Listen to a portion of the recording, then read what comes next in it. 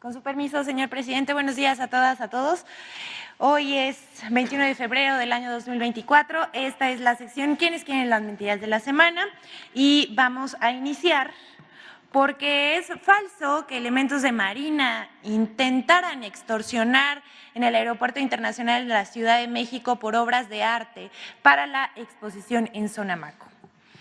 El 11 de febrero pasado, el consultor y exvocero con el expresidente Vicente Fox, Rubén Aguilar Valenzuela, publicó a través de su cuenta de Twitter o X que elementos de la Secretaría de Marina cobraron mordidas a galeristas que expondrían obras de arte en Sonamaco. El también colaborador de Animal Político dijo en su publicación que marinos buscaban cobrar entre 30,000 y hasta 60,000 pesos para que las obras pudieran pasar la aduana en el aeropuerto de la ciudad. Vemos aquí su tuit. Integrantes de la CEMAR en la aduana del aeropuerto cobraron mordidas entre 30,000 y 60,000 pesos a galerías que expusieron en Sonamaco. Si no la pagaban, les liberaban la obra en 10 días cuando ya habría pasado el evento en Sonamaco. Pero esto no solamente se quedó en una publicación de Twitter, sino que el señor dio una entrevista para el Latinus de Loret de Mola. Él dijo que no iba a revelar los nombres de los galeristas y que a él, un primo de un amigo, ya saben, ¿no? El rumor del rumor del rumor, a mí me dijeron, le juró que hay galerías del extranjero que venían a exponer en Sonamaco que por ética de la empresa mejor dejaron sus obras en la aduana que pagar mordida a los marinos de la CEMAR. La verdad es que qué raro. Estas mentiras fueron difundidas, por supuesto, por Animal Político, La Silla Rota, el Latinus de Loret de Mola, Vanguardia y Net Noticias. Pero al respecto, esto por supuesto es falso, al respecto la dirección del Aeropuerto Internacional de la Ciudad de México informó que no tiene ninguna queja formal al respecto y de acuerdo con el personal de la aduana del aeropuerto, no se han recibido solicitudes para atender algún problema en el despacho aduanero de estas mercancías. Es común, hay que decirlo también, es común que cuando hay problemática se acercan a las autoridades para solucionarla, cumpliendo con las formalidades y normatividad aplicable. Los trámites de aduana los tramitan agentes aduanales que son gestores privados. En el caso específico de obras de arte, recientemente se atendieron todos los procesos para estas mercancías.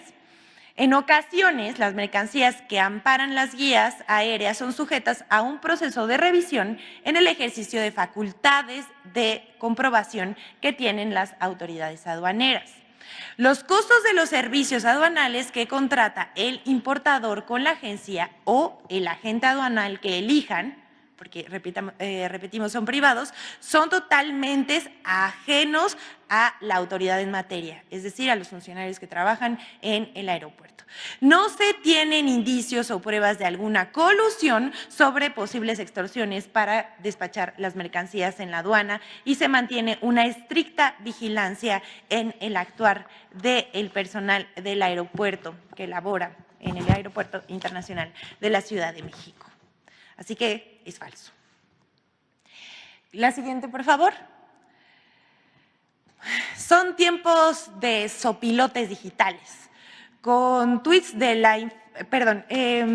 vamos a presentar este caso porque ya no saben ni qué inventar. Durante la marcha confundieron… Bueno, antes vamos a ver esta porque es falso que la Ciudad de México se quedara sin agua un año. ¿Podemos pasar esa, por favor, antes? Es falso que la Ciudad de México se quedará sin agua un día cero. No sé si han escuchado esta desinformación que ha corrido para generar miedo. Un personaje de la oposición inició una campaña para sembrar miedo e incertidumbre entre los habitantes de la Ciudad de México al declarar que se acercaba el día cero en que ya no habría agua en unos meses. Con el dramatismo intencionado que acostumbra la oposición, José Luis Luege, exdirector de la Comisión Nacional del Agua, con Vicente Fox, inventó que por el bajo nivel que tiene el sistema Cutzamala, la capital del país se acercaba al día fatal en el que el vital líquido se acabaría. Medios de comunicación como Uno TV, N+ de Televisa, TV Azteca, Radio Fórmula, Reforma, Proceso, El Financiero, El Economista, Publímetro, Infobae, Expansión Política y mucho más se subieron a la ola desinformativa. Pero mienten, el día cero es una invención del exdirector de la Comisión Nacional del Agua y pues estos medios sirvieron como caja de resonancia para propagar la mentira y hacerla pasar por cierta. Y vamos a explicar cómo inició y en qué va este tren de la infodemia. En este análisis cuantitativo vemos cómo se publicaron 10,035 notas en enero, un promedio de 320 notas diarias, y hasta el 16 de febrero, que fue el corte que realizamos, iban 7,561 notas, 472 notas al día. O sea, que sí hay campaña. Miren, primero decir que anticipándose a los tiempos, el 10 de noviembre de 2023, 10 de noviembre, o sea, si vemos cómo ha crecido esta tendencia de notas y publicaciones en torno a los que ellos llaman el día cero,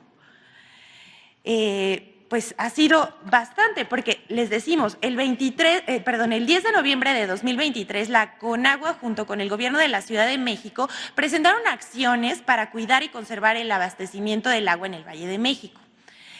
Ahí se precisó que el sistema Cutzamala solo representa el 25% del agua que utiliza la Ciudad de México.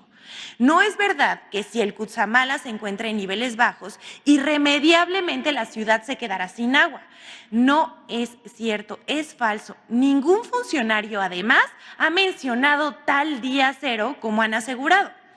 A partir del 12 de enero de 2024, con objeto de aminorar el riesgo de disminuir el almacenamiento en el sistema Cutzamala, la entrega de agua se estableció en 8 metros cúbicos por segundo. Además, tanto la Conagua como autoridades de la Ciudad de México y del Estado de México han tomado medidas y llevan a cabo diferentes obras desde hace 3 años para contar con fuentes de agua complementarias. Algunas de ellas ya están concluidas y otras están en proceso. ¿Y esto qué permitirá? Que la población continúe recibiendo agua potable para consumo humano. Pero ahora sí, vamos con esta que se difundió. Ya saben que les encanta difundir mentiras sobre las refinerías y cualquier cosa que tenga que ver con energía.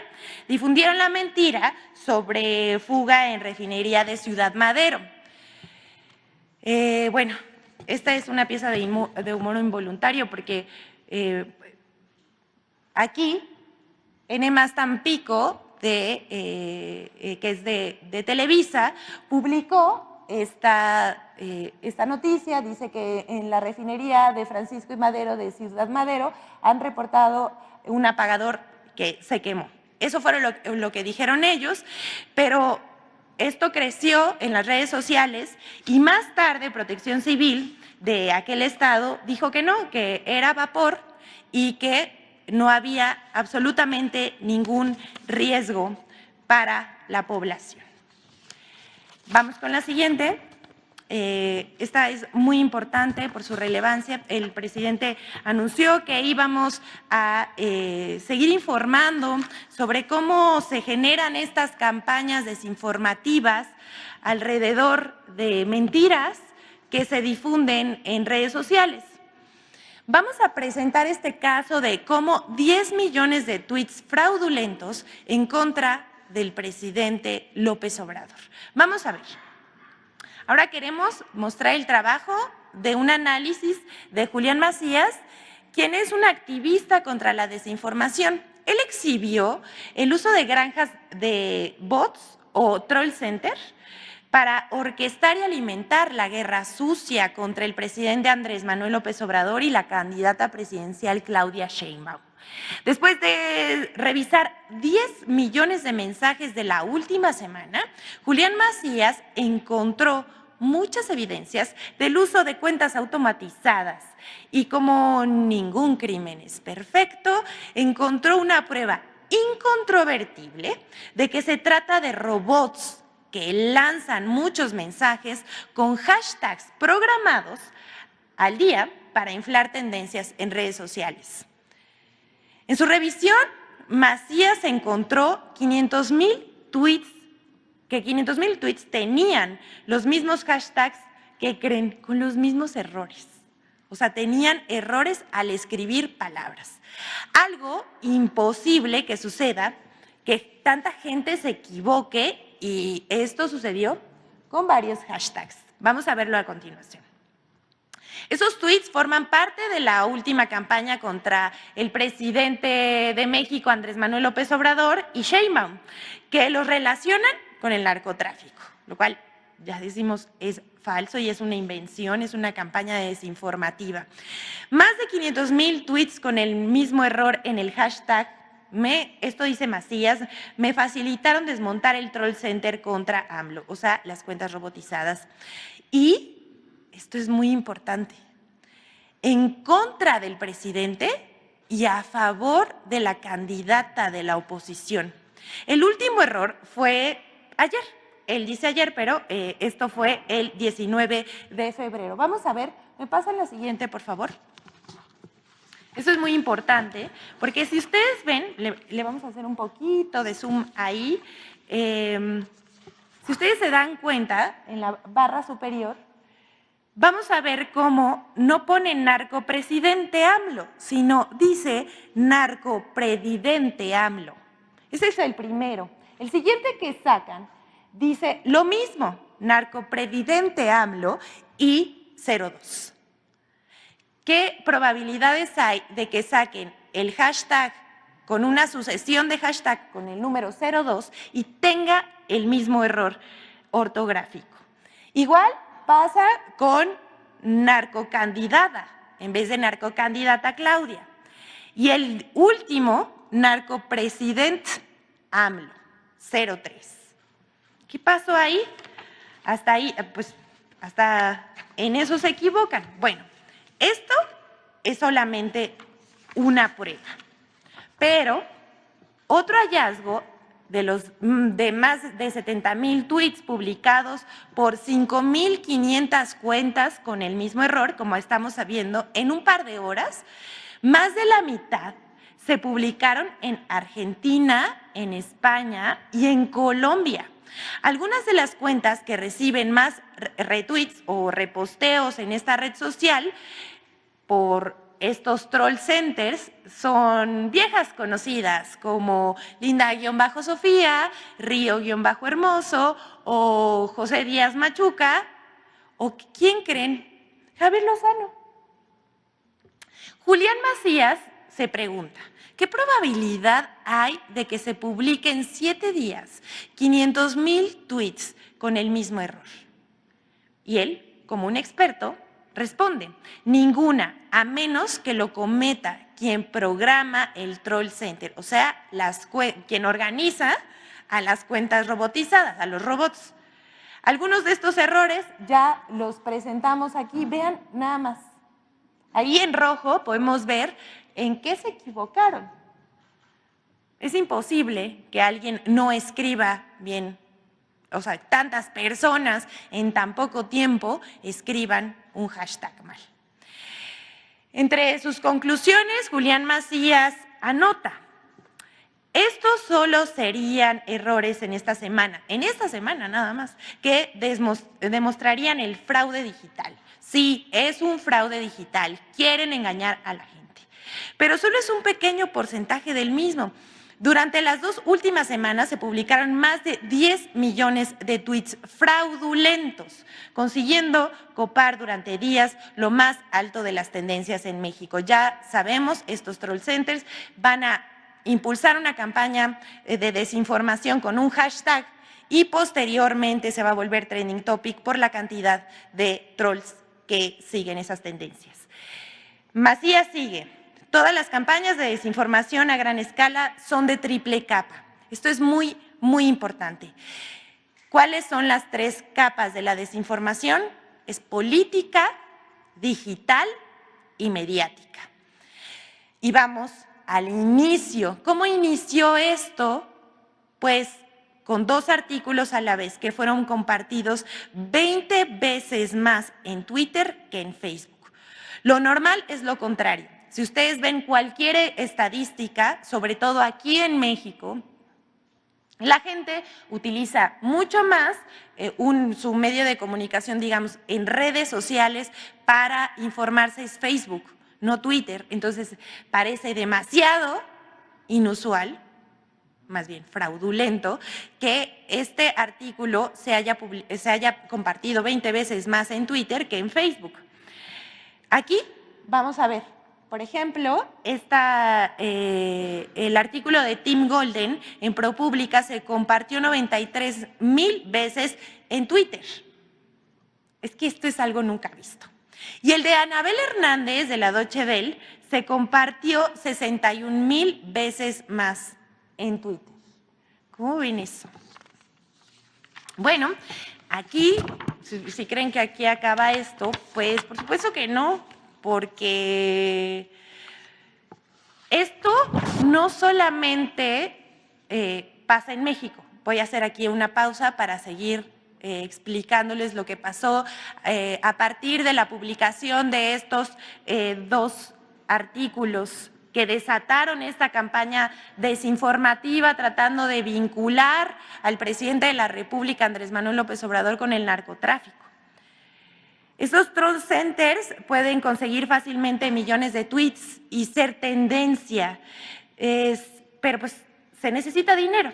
Esto no, decía yo, no solamente sucede en México, ya ha pasado en Ecuador, Brasil y Perú con Lazo, Vox, Bolsonaro y Fujimori. Publican entrevistas en medios de comunicación con testimonios falsos y así generan el material para hacer este tipo de fraudes en las redes sociales, fraudes digitales.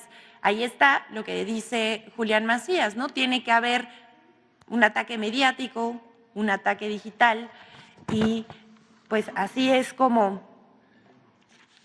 ese es el ejemplo. Ahí vamos al ejemplo. Les decía, me iba a detener aquí para decirles que no solamente pasa en México. Decíamos que estos artículos que salieron, el de la Deutsche Welle y Tim Golden, fueron compartidas por más de 50,000 cuentas automatizadas en Troll Center. Incluso el artículo de Tim Golden, ¿me pasan la anterior, por favor?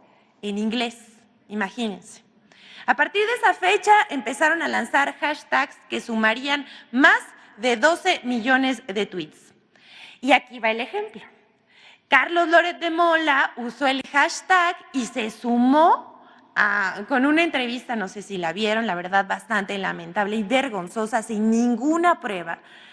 Entrevistó a un disque encapuchado. Solo esta semana hubo más de 10 hashtags atacando a AMLO, al partido en el poder y a las candidatas Sheinbaum y Brugada para la presidencia y la Ciudad de México respectivamente, sumando más de 8 millones de tweets, donde más del 80% es artificial, siendo siempre las mismas cuentas las que reciben más retweets de bots. ¿Qué pasa aquí? Que estas 8 millones de tweets que van en contra de Sheinbaum y Brugada son a favor de la candidata de la oposición. Es decir, estos, que el 80% es artificial, digamos, ellos sirven a la candidata de la oposición en positivo y negativo para la candidata de la Sheinbaum y la candidata Brugada. Además, hay que decirlo, son muy obvios. Control Center, es decir, cuentas automatizadas, robots, puedes conseguir fácilmente millones de tweets y ser tendencia. Siempre solo se necesita dinero, mucho dinero, pero tiene el riesgo que un error se multiplique por 100,000, como lo acabamos de ver. Bueno, vamos a dejar hasta aquí la investigación de Julián Macías, a quien, por supuesto, desde aquí reconocemos su importante trabajo de desvelar, develar la manipulación en las redes que distorsionan la conversación, dirigen campañas negras y representan un fraude para la democracia. Y también hasta aquí la demostración de que se usan robots, cuentas automatizadas, troll centers para inflar las campañas contra el presidente de la República. Pero seguiremos la próxima, no nos vamos a detener y hablaremos de cómo se difunden esos mensajes y ataques, es decir, de dónde vienen, la matriz de difusión, y cómo se construyen los mensajes, la matriz de opinión. Por último, les vamos a presentar la colaboración de Infodemia acerca de las mentiras y noticias falsas sobre el caso de Emilio Lozoya.